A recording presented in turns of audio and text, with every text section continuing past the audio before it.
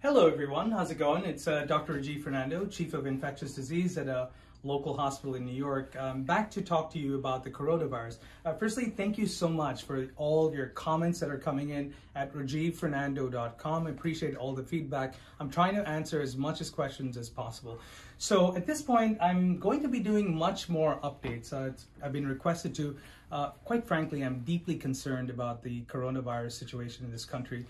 So today we're going to be talking about a very important number. Now, we keep hearing on different news channels, are we contained? Is the virus contained? Is it not contained? And I want to tell all of you a number that you need to know to say whether the virus is contained or not.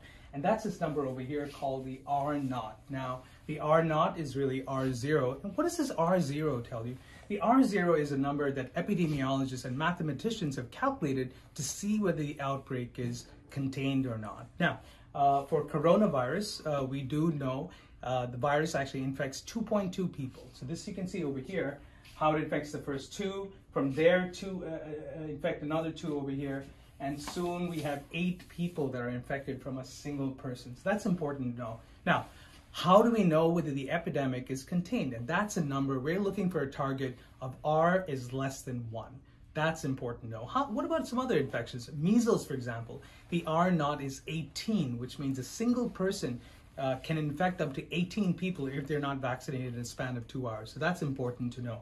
Now, what are the things we can do to get this R0 back to less than 1? Because that's our target. We have a lot of work to do. Of course, the government helps, doctors, nurses, hospitals help, and there's something you guys can do as well. The way that you guys can help us get to an R0 of less than 1 is very simple. Hand hygiene. Let's start with that. Hand hygiene is the single most important thing I need you to do. If you're washing your hands, remember once again, sing happy birthday twice, 20 seconds, you're done.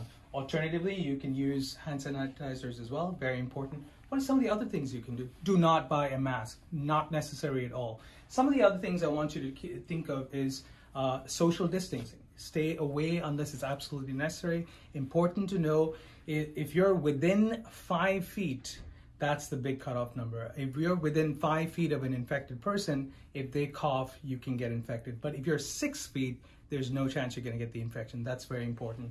The other thing I want you to know is also, when you're walking around, get into the habit of hand washing surfaces. Avoid high-touch area surfaces like phones, like rails, doorknobs. All this has to be, you have to think about as well. Those you can actually use Lysol wipes or Clorox wipes. And these are some of the things I want you to help us out. So remember, it's a joint effort from all of us. Governments, doctors, nurses, and you guys. So this is what we need from you. Thanks for listening, and I will be back tomorrow to talk about your travel risks, whether you're traveling internationally or domestically. For now, it's Dr. Rajeev Fernando.